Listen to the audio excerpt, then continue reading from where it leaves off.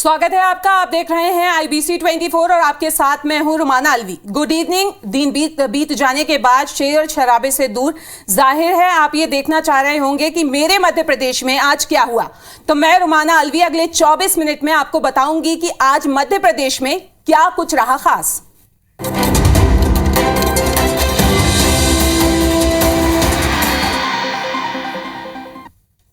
और सबसे पहले बात केंद्र सरकार की अग्निपथ योजना का देश भर में विरोध हो रहा है।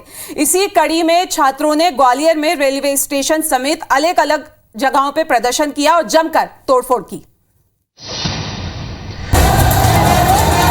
केंद्र सरकार की अग्निपथ योजना का विरोध ग्वालियर में भी दिखा। ग्वालियर के बिरला नगर स्टेशन पर सेना की तैयारी करने वाले छात्रों ने जमकर उत्पात मचाया और तोड़फोड़ भी की। 1000 से ज्यादा छात्रों ने ग्वालियर के गोला का मंदिर, पड़ाव, तानसेन नगर, सेवा नगर समेत शहर के तमाम इलाकों में हिंसक प्रदर्शन किया। उपद्रवियों ने रेलवे स्टेशन पहुंचकर भिंड, इंदौर, रतलाम इंटरसिटी और बुंदेलखंड एक्सप्रेस में भी तोड़फोड़ की। पुलिस वीडियोग्राफी के आधार पर कार्रवाई करने की बात कह रही है। किनारे के बैरिकेड कहीं तोड़ दिए थे, 1-2 कुर्सियां बैठने की जगह ऐसे करके 1-2 कांच। आर्मी भर्ती के जो नियम है उसको लेके इन्होंने विरोध प्रदर्शन करना चालू किया। वीडियोग्राफी के आधार पे इनको चिन्हित करके और इनकी गिरफ्तारियां करेंगे। गृह मंत्री नरोत्तम मिश्रा ने पूर्व मुख्यमंत्री कमलनाथ पर आरोप लगाया कि कमलनाथ के ट्वीट से छात्रों के बीच भ्रम की स्थिति पैदा हुई। भ्रम फैलाने की कमलनाथ जी का ट्वीट मैंने देखा, उन जैसों की एक कोशिश है। जिला प्रशासन और पुलिस के संयुक्त प्रयास से काफी मशक्कत के बाद शहर में शांति कायम करने में सफलता मिली।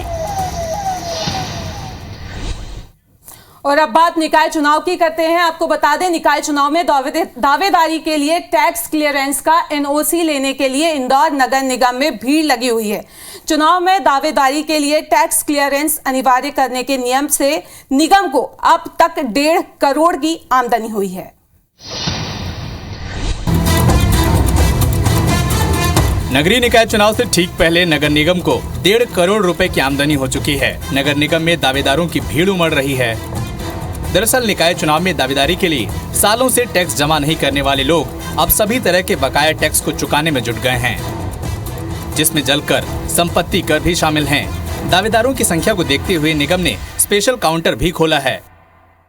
प्रत्याशी चुनाव में पार्टिसिपेट कर रहे हैं, उन पर किसी प्रकार की देयता नगर निगम की नहीं है।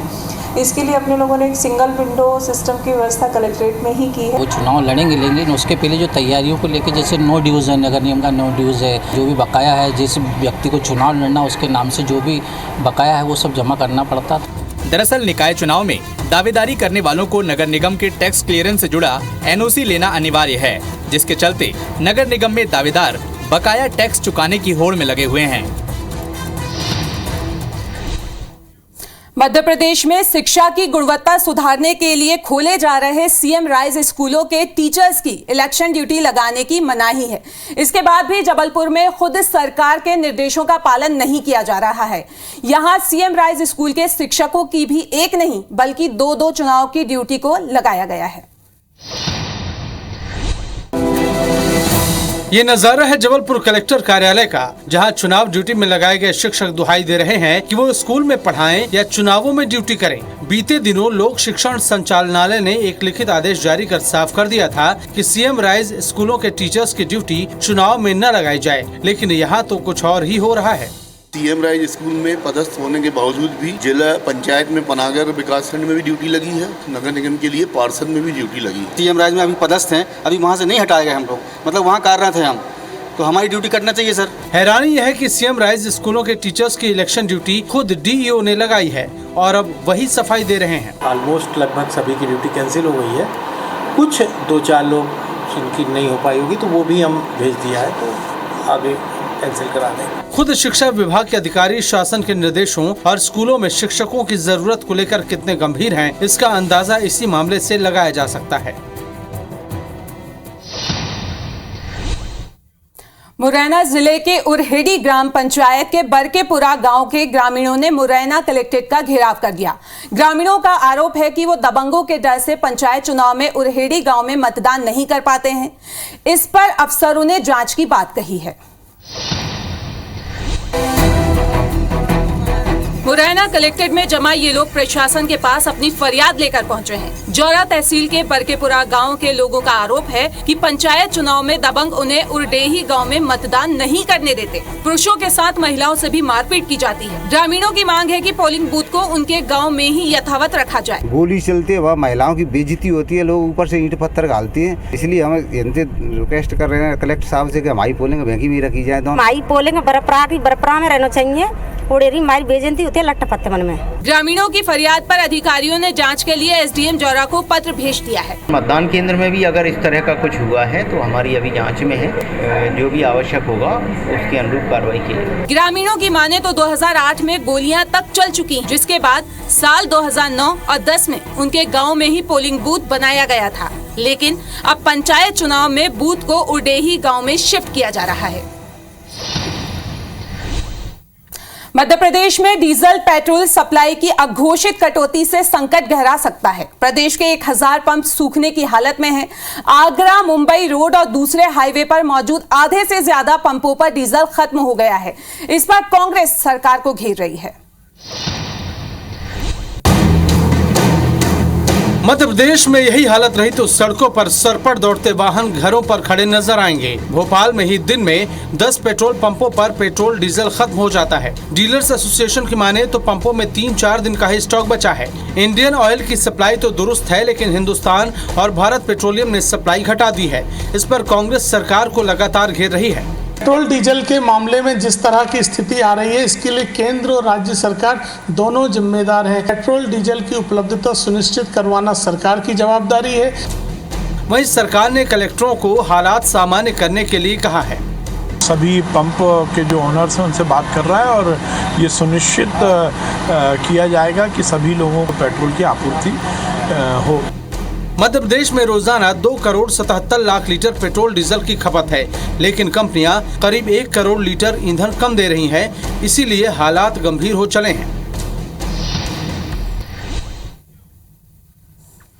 आयुष्मान योजना को एमपी के निजी अस्पतालों ने अवैध कमाई का जरिया बना रखा है। स्वास्थ्य विभाग की छापेमार कार्रवाई और जांच में इसका खुलासा हुआ है। पता चला है कि निजी अस्पताल सरकारी फंड से अपनी तिजोरियां भर रहे हैं। आयुष्मान योजना में फर्जीवाड़े की शिकायत पर जबलपुर के भी निजी अस्पतालों पर कार्रवाई की गई। विभाग की टीम ने जबलपुर के Aditya hospital, Bombay hospital, Mannulal trust hospital और लाइफ मेडिसिटी हॉस्पिटल में मंगलवार को जो कार्रवाई की, उसमें शिकायतकर्ता हाथों हाथ मिल गए। आयुष्मान के ऊपर लोगों ने हमसे 25,000 रुपए कैश और चटपट में हमारे 5,000 रुपए दवाई और जांच में खर्चा हुए थे। निजी अस्पताल हितग्राहियों से 25 से 50,000 तक की राशि अवैध ढंग से वसूल रहे हैं, जिसकी रसीद भी उन्हें नहीं दी जाती। और तो और योजनाओं के तहत जो मरीज अस्पतालों के जनरल वार्ड में भर्ती होते हैं, उन्हें आईसीयू में भर्ती बताकर मोटी रकम समेट ली जाती है। अधिकारी जल्द बड़ी कार्रवाई की बात कह रहे हैं। गड़बड़ियां हैं तो उसके लिए उन्हें नोटिस जारी किया जाएगा। गड़बड़ी अधिक हुई तो उनके आयुष्मान कार्ड का पंजीकरण निरस्त भी किया जा सकता है। देखना होगा कि गरीबों के हक पर डाका डाल रहे निजी अस्पतालों पर कब तक और क्या कार्रवाई होती है। और उधर भोपाल में चाइल्ड ट्रैफिकिंग का मामला सामने आया है। 2 दिन पहले 30 बच्चों को पुलिस ने बैरागढ़ रेलवे स्टेशन से बरामद किया था। बाल आयोग ने जब इस मामले की गंभीरता से जांच की तो हैरान करने वाला खुलासा हुआ। सभी बच्चे बिहार के पूर्णिया और मधुबनी जिले के रहने वाले हैं। जिस मदरसे में बच्चों को तालीम देने के लिए बिहार से लाया गया था, उस मदरसे का किसी तरह का कोई पंजीयन नहीं है, ना ही मदरसा बोर्ड में, ना ही किसी रजिस्टर्ड शैक्षणिक संस्था के तौर पर। लिहाजा बाल आयोग ने पुलिस कमिश्नर को 10 बिंदुओं पर जांच करने के निर्देश दिए हैं। 15 और 1 में 20 बच्चे यानी लगभग 35 बच्चे और पाए गए हैं। वो सभी लगभग पूर्णिया और मधुबनी जिले के हैं। हैरानी यह है कि स्टेट मदरसा बोर्ड में कोई स्थानीय छात्र नहीं था। ये मदरसे अल्पसंख्यक समुदाय के बच्चों को गुणवत्तापूर्ण शिक्षा देने के नाम पर खोले गए थे। कांग्रेस इसे पुलिस की बड़ी नाकामी बता रही है, वहीं सरकार जांच की बात कह रही है। किसी भी मदरसे में जिसमें कि बच्चों को लेकर सही जानकारी नहीं है, उस विषय में पूरी जांच करेंगे। मध्य प्रदेश में मदरसों में बच्चे पाए गए जिनकी पहचान भी अभी तक पता नहीं चल पा रही है।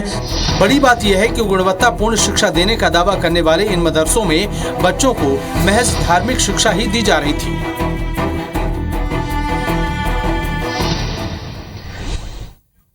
जम्मू कश्मीर में छिंदवाड़ा का एक बेटा आतंकियों के साथ हुई मुठभेड़ में शहीद हो गया। जवान भारत यदुवंशी के शहीद होने की खबर मिलते ही जिले में शोक का लहर दौड़ गई। मां की तबीयत बिगड़ गई और पत्नी और बच्चों का रो रो कर बुरा हाल है। छिंदवाड़ा के रहने वाले भारत यदुवंशी जम्मू कश्मीर के कुपवाड़ा में सुरक्षा बल में सिग्नल मैन पद पर तैनात थे। बुधवार शाम को आतंकियों से मुठभेड़ के दौरान वो बुरी तरह से घायल हो गए और देश की रक्षा करते हुए उन्होंने अपने प्राण न्यौछावर कर दिए। भारत यदुवंशी की शहादत की खबर मिलते ही लोग उनके घर पहुंचकर परिजनों को दिलासा दे रहे हैं। जो कल उनका वो शहीद हुए, आतंकवादी से कुछ मुठभेड़ हुई और इस बीच में उनके वो शहीद हुए। मां सुशीला यदुवंशी की तबीयत खराब हो गई तो पिता ओमकार यदुवंशी के आंसू नहीं रुक रहे। गर्भवती पत्नी और 2 मासूम बच्चे भी रो रो कर बेसुध हो गए हैं। जन प्रतिनिधि भी उन्हें ढांढस बंधाने के लिए पहुंच रहे हैं। देश की रक्षा करने के लिए बलिदान हुआ है। बलिदान देने वाले की सरकार की तरफ से, राज्य सरकार हो या केंद्र सरकार हो, अधिक से अधिक मदद करके उनके परिवार को सहायता करें। शहीद की पार्थिव देह शुक्रवार को उनके गृहग्राम शंकर खेड़ा पहुँचेगी, जहाँ राजकीय सम्मान के साथ अंतिम संस्कार किया जाएगा। भोपाल में आवारा जानवरों के हमले से 7 साल के मासूम की मौत हो गई। बच्चे के शरीर पर तेंदुए या लकड़बग्घे के दांतों के निशान होने की आशंका जताई जा रही है।